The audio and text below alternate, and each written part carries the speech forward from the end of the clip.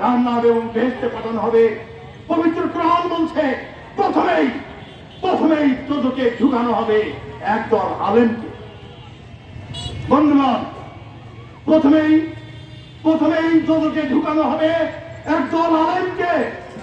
সুতরাং দাড়ি টুপি আর সাদা পাঞ্জাবি মানেই মুসলমানের ভাবার কারণ নেই। মুসলমান সেই যে শুধু নবীর সুন্নত করে না, নবীর সুন্নত শুধু দাড়ি টুপি না, নবীর সুন্নত শুধু আরবি ভাষা না। আপনারা জানেন, আমার রসুলকে যখন ইট মেরেছিল তায়েফবাসী, তারা আরবিতে কথা বলেছিল। আবু লাহাব, আবু সুফিয়ান, আবু জেহেল যখন আমার রসুলের বিরুদ্ধে ষড়যন্ত্র করে তরবারি ভেঙেছিল, তখন তারা আরবিতেই কথা বলেছিল। তাই আরবি মানে মুসলমান নয়। তারা ওই জুব্বা গায়ে দিয়েছিল, তার মানে জুব্বা মানে মুসলমান নয়। মুসলমান হচ্ছে সেই যে পৃথিবীতে শুধু মানুষ নয়, আল্লাহর সৃষ্টি সমস্ত মাখলুকাতের বসবাসের যোগ্য পরিবেশ তৈরি করেন, তিনি মুসলিম।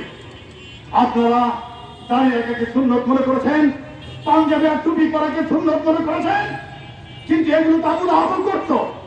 আপনারা আবু লাহাবের সুন্নত করছেন না রসুলের সুন্নত করছেন, আমরা কিভাবে বুঝবো?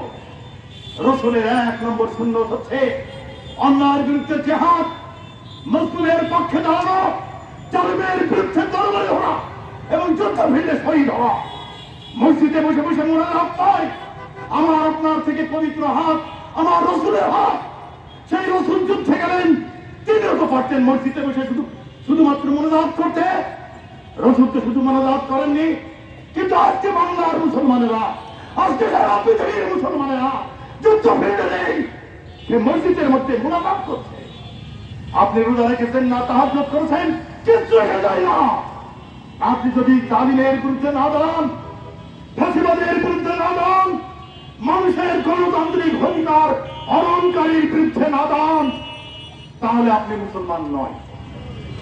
বন্ধুগণ, তাই রসুল বলছেন, হে মুমিনগণ, তারাই আমার উম্মত যারা সাদাকে সাদা বলে, কালোকে কালো বলে, এবং যারা জীবনের মালিক আল্লাহ বিশ্বাস করে, যারা রুজির মালিক আল্লাহ বিশ্বাস করে, যারা বিশ্বাস করে আমার খাদ্য জোগাড়ের মালিক আল্লাহ, কোন দেশের প্রধানমন্ত্রী নয়।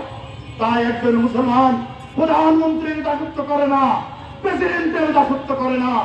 একজন মুসলমান দাসত্ব করে এই কায়নাতের যিনি মালিক, এই আসমান জমিনের যিনি মালিক, এই বিশ্ব ব্রহ্মাণ্ড যিনি সৃষ্টি করেছেন, এই সূর্যকে যিনি সৃষ্টি করেছেন, এই সমুদ্রকে যিনি সৃষ্টি করেছেন, এই গাছকে যিনি সৃষ্টি করেছেন, এই অক্সিজেন যিনি সৃষ্টি করেছেন, এই কার্বন ডাই অক্সাইডকে যিনি মিনিমাইজ করেন, তিনি আমার প্রভু। তিনি বলছেন, হে মানুষ, আমার কিতাব পড়ো। বলা হয়নি যে হে মুসলমান, কোরআন শরীফে তোমাদের জন্য মেসেজ রয়েছে, বলা হয়নি। বলা হয়নি হে ইমাম, হে ইমানদার, তোমাদের জন্য মেসেজ রয়েছে, বলা হয়নি। বলা হয়েছে না যারা নিশ্চয় জ্ঞানী তাদের জন্য এই কিতাবের মধ্যে নির্দিষ্ট বাণী রয়েছে। এই যারা জ্ঞানী, জ্ঞানে গভীর, তাদের জন্য এই কোরআনের ভিতরে সুস্পষ্ট বক্তব্য রয়েছে। অর্থাৎ পবিত্র কিতাব জ্ঞানকে আলিঙ্গন করতে বলেছেন। পবিত্র কিতাবের কাছে তথাকথিত পোশাকি মুসলমানের থেকে একজন জ্ঞানী মানুষ উন্নত। আর তিনি জ্ঞানী, তিনি একাডেমিক লেখাপড়া দিয়ে জ্ঞান নির্ধারিত হয় না। যদি একাডেমিক লেখাপড়াকেই শিক্ষিত বলতাম, তাহলে আজকে পৃথিবীর 90% নোবেল বিজয়ী রয়েছে ইসরায়েলে।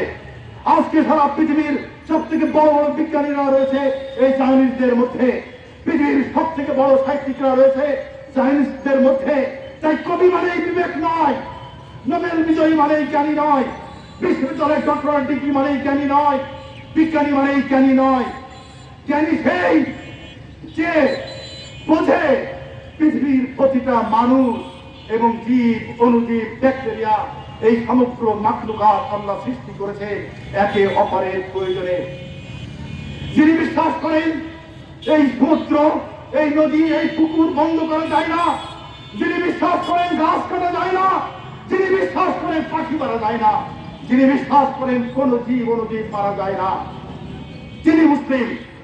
যিনি বিশ্বাস করেন কোন ধর্মে জন্ম নিয়ে